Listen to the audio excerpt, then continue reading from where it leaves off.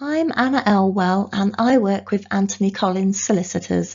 One of my areas of work is in relation to claiming benefits for my clients, so I have put together this series of slides to provide a brief guide to the benefits you may be able to claim if you have a disability. Applying for benefits can be daunting, and hopefully the information and links in the slides can help with this. There are many different types of benefits you can claim for different areas of your life, and I have outlined the relevant benefit and application process for each. If you think you can claim a benefit, put an application in. The worst that will happen is that you may find that you are not eligible. There's nothing to lose. The most common benefits you can claim if you have a disability are either PIP or DLA, depending on your age. The amount you may receive varies depending on your needs, but the rates are set out here. If you have any difficulties due to your disabilities, you should apply. The two main telephone numbers to use are listed here. To claim PIP or DLA, you have to complete a long claim form which will ask you a series of questions relating to your disabilities and how they affect your day-to-day life. The forms are categorised in relation to both your care needs and your mobility. These forms are long and they can be daunting, but I would advise that you take some time and make sure it is as detailed as possible. You need to explain the disability itself, and then most importantly, how this disability affects you. Think about what happens if you are not prompted to eat or to take medication or other things. Try to think of your day from start to finish and the help you need to get through. When thinking about aids to help you, remember that all sorts of things count, from walking frames to Velcro fastenings. You should always think about your needs on your worst day as well, rather than your best day. Think about a day when things have been particularly difficult and explain this to DWP. Once you have given this information, you should try to back it up with medical evidence wherever possible, and make sure you attach a copy of that evidence to your application. DWP will want to do a face-to-face assessment as part of the process, and I advise that you use your application form to prompt you during the visit.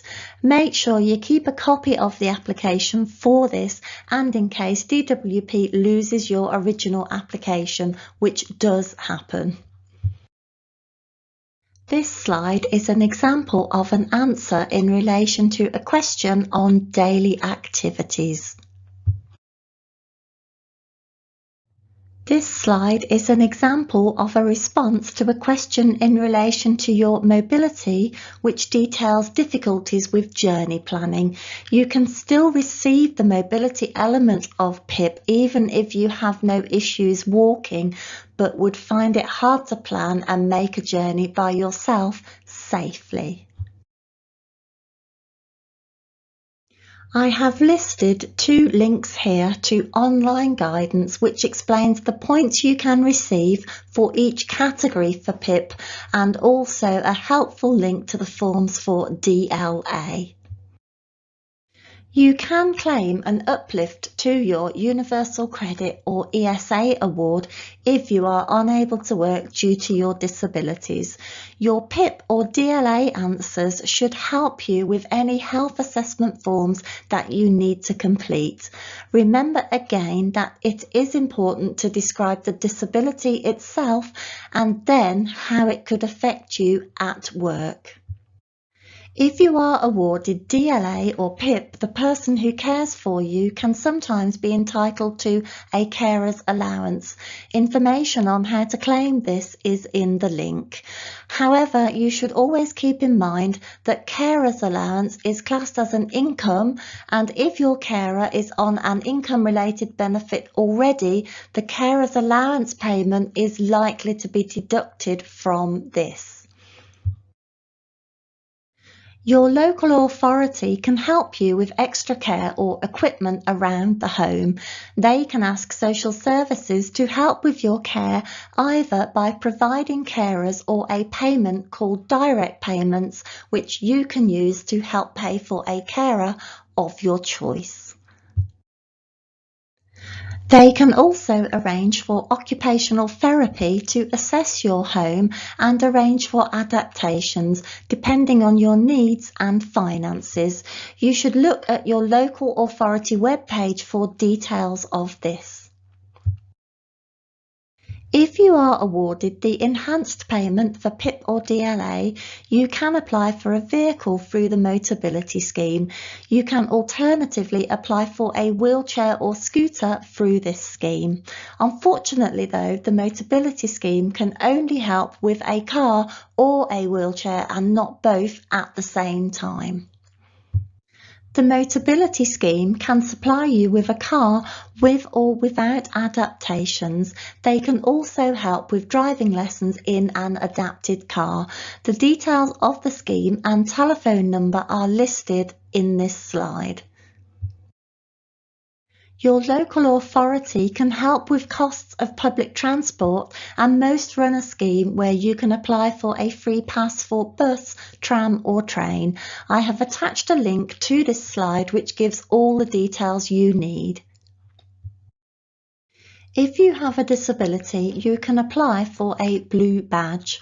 Even if you are not in receipt of PIP or DLA, you will need to contact your local authority to do this, and there is a link in this slide to the application process.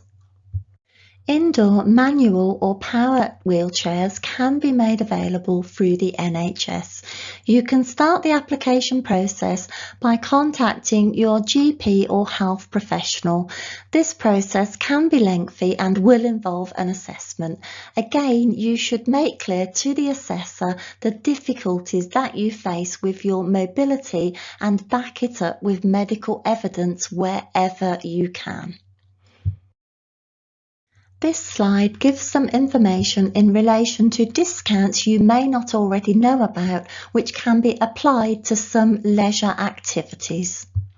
This slide gives some information in relation to discounts you can receive for the costs of running your home and work or equipment you need to pay for in relation to your disabilities. This slide gives information in relation to transport to your place of work and a discount in relation to your television licence if you have issues with your site. That's the end of the information I am going to supply. I hope you have found it helpful. Remember to take your time with the application forms and provide as much detail and medical evidence as you possibly can. This will give you the best chance of being awarded the benefit. Good luck.